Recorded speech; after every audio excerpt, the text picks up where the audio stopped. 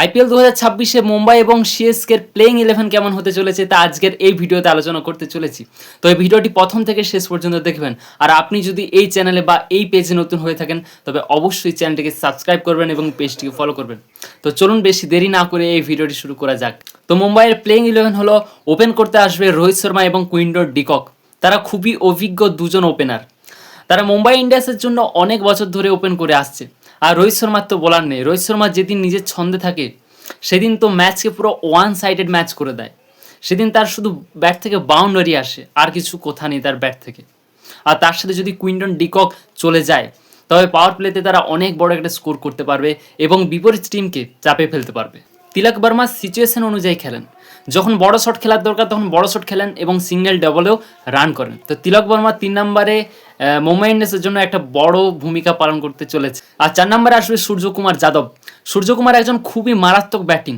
তিনি বাউন্ডারির চারিদিকে শট খেলতে পারেন এবং খুব সহজেই শট খেলতে পারেন এবং মুম্বাই ইন্ডিয়ান্সের জন্য এই 4 নম্বরে এসে অনেক রান করেছেন সূর্যকুমার যাদব। এখন 2026-এ সূর্যকুমার যাদব একজন টি20 ওয়ার্ল্ড কাপ উইনার ক্যাপ্টেন। আর 5 নম্বরে আসবে ক্যাপ্টেন হার্দিক পান্ডিয়া। হার্দিক পান্ডিয়ার শট পুরো রকেটের মতো শট।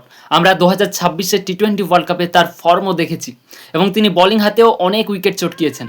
তো খুবই একজন ভালো অলরাউন্ডার হার্দিক পান্ডিয়া। তিলক বর্মা, সূর্যকুমার যাদব এবং হার্দিক পান্ডিয়া এরা মুম্বাইয়ের মিডল অর্ডারকে খুবই শক্ত করেছে। আর 6 নম্বরে আসবে উইল জ্যাকস। টিম যদি চাপে থাকে তার হাতে যদি বল তুলে দেওয়া হয় তবে সে বল ডট করতে পারে এবং ব্যাটিংকে চাপে ফেলে উইকেটও চটকাতে পারে এবং ব্যাট হাতে তিনি একজন খুবই দুর্দান্ত ফিনিশার। আর তার সাথে ওয়েস্ট ইন্ডিজের রাদারফোর্ড 6 নম্বরে এসে তার কাজই হলো যে বলকে বাউন্ডারি পর্যন্ত পৌঁছানো। তিনি একজন খুবই দুর্দান্ত মারাত্মক ফিনিশার। আর মুম্বাই ইন্ডিয়ান্সের বোলিং লাইন দেখতে গেলে খুবই খতরনাক, কারণ এখানে বিশ্বের নাম্বার 1 বোলার আছে জাসপ্রীত বুমরা। তার সেই বোলিং অ্যাকশন এবং সেই ইয়র্কার, যার ইয়র্কার অনেক ব্যাটসম্যান আছে খেলতে পারে না। এবং তার সাথে ট্রেন্ট বোল্ট নতুন বলে ভালো সুইং করাতে পারে এবং উইকেটও চটকাতে পারে। টিম চাপে থাকলে উইকেট চটকাতে পারে। এবং তার সাথে দীপক চাহারও খুবই ভালো বল করে। আর 11 নম্বরে আসবে মিচেল সেটনার খুবই ভালো একজন স্পিনার। তিনি বল ডট করতে পারেন এবং উইকেটও চটকাতে পারেন এবং ব্যাটিং হাতে দুর্দান্ত ফিনিশার বললেই চলে। মিচেল সেটনার দুর্দান্ত একজন অলরাউন্ডার।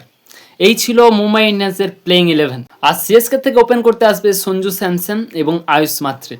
সঞ্জু স্যামসন অবশ্য সিএসকের জন্য নতুন ওপেনার, কিন্তু ইন্ডিয়ান নাম্বার 1 টি20 ওপেনার হচ্ছে সঞ্জু স্যামসন এবং তার সাথে তার ফর্মও দুর্দান্ত এবং তিনি পেসার এবং স্পিনারকে দুই খুব ভালোভাবে খেলতে পারে।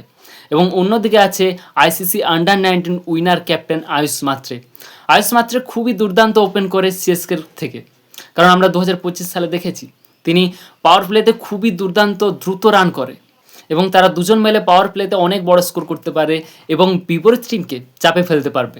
আর 4 নম্বরে আসবে ড্রিভাল ব্রেভিস খুবই দুর্দান্ত ব্যাটিং করে 4 নম্বরে এসে। তিনি অনেক দ্রুত রান করে।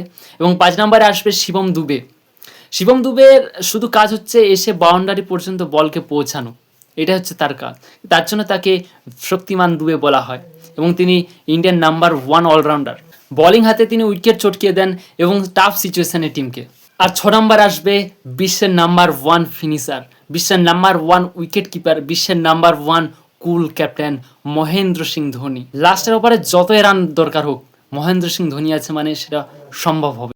আর সিএসকের বোলিং লাইন দেখতে গেলে প্রশান্ত বীর, নূর আহমেদ এবং তার সাথে খলিল আহমেদ এবং তার সাথে আনসুল কাম্বোজ এবং তার সাথে স্পেন্সার জনসন, এরা দুর্দান্ত বোলিং করে। তো এই ছিল মুম্বাই এবং সিএসকের প্লেইং 11।